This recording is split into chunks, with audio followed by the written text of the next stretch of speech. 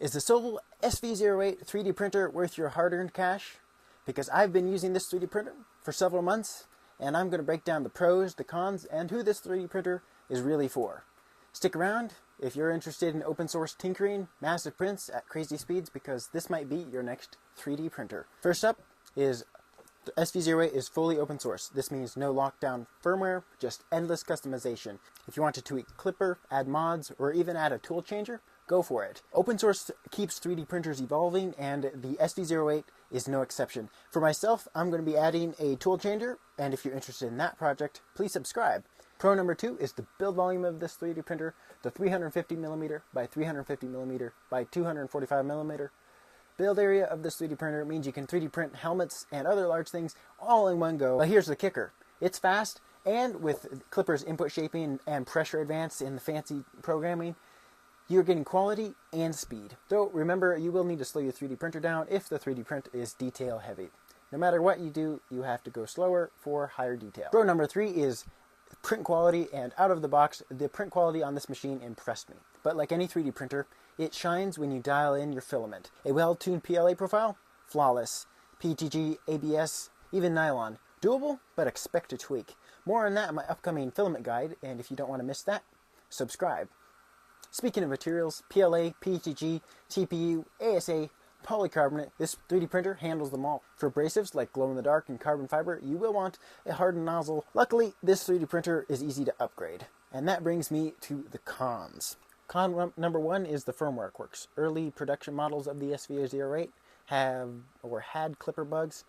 Later models are a little bit smoother, and if you do run into issues with any firmware errors or anything like that, you can go to the Sovol SV08 Facebook group linked in the description to get help there. It's an extremely helpful community, and there's probably already a fix for any issue that you might run into.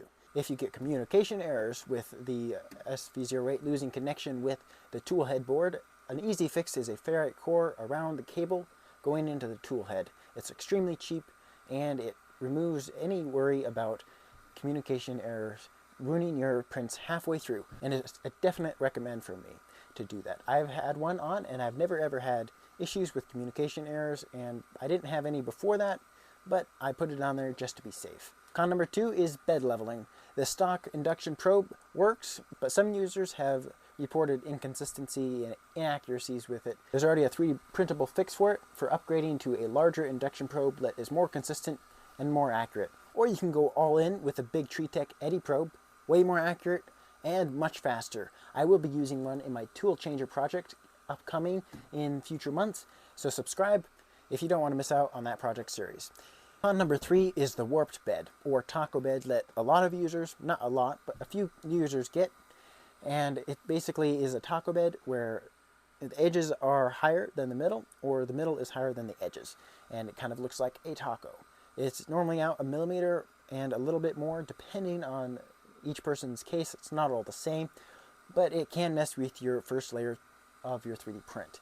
The community has a few 3D printable fixes that will help flatten out a taco bed. It won't make it perfect, but it will make it a lot better. But if you really want perfect, you can go with a Voron 2.4 bed or a Mandala Roseworks bed. Both have 3D printable adapters, and they fit right in here. The Mandala Roseworks is made for the SV08, and the Voron 2.4 bed fits with adapters because this 3D printer is based on a Voron 2.4. But honestly, for most prints, the stock bed is fine. I've never had an issue with it. And my bed isn't a taco bed, so it's only hit and miss if you get a taco bed or not. Con number 4 are the nozzle limitations. Stock nozzle on this 3D printer is fine for the basics, but abrasives will murder it. I'd recommend a Microsys or Triangle Labs hot end. Both have much better nozzle options for high flow or abrasive filaments. I'll cover both of those hot end upgrades soon, so if you don't want to miss that, subscribe, and you'll be seeing those videos coming out in the next week or 2. The final verdict. So, is the SV08 worth it? If you love open source freedom, large build volume, and you don't mind tweaking, then absolutely, the SV08 is 100% worth it. Coming from the heart, it's 100% worth it. But if you want a set it and forget it printer, then you will need to look elsewhere. The SV08 rewards tinkerers, and with this community, any issue has a fix. And I mean that totally. I'm leaving a link for the Facebook community for the SV08 in the description, and You can learn all kinds of cool stuff about your 3D printer, all kinds of upgrades, fixes, quality of life, improvements, things like that. But it's an amazing community, very nice people, so be nice. If this helped, smash that like button and check out my video on 3 beginner-friendly upgrades that you can do to your 3D printer over here. Let me know in the comments, would you buy an SV08? Until next time, keep making, and I'll see you in the lab.